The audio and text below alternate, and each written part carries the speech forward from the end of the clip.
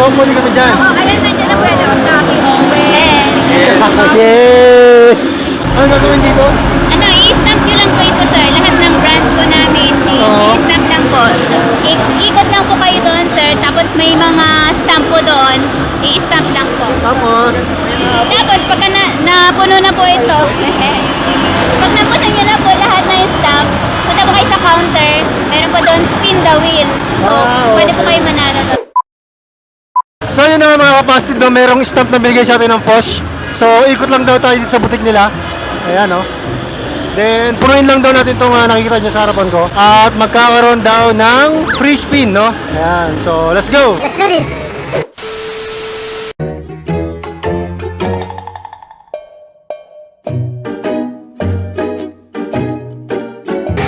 Lihat ng camera ko. Ay bossing, si bossing to, yung lagi naka-live, oh. Ayan, oh.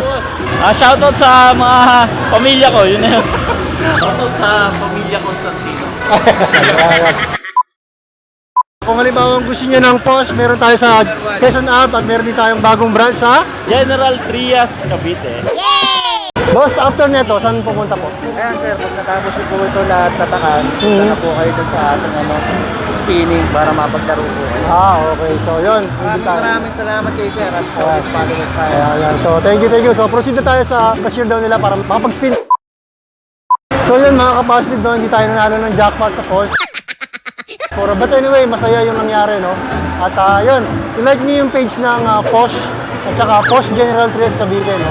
So, meron silang dalawang page kasi meron na silang dalawang branch. Yun muna sa ngayon. Stay safe. God bless. Peace out.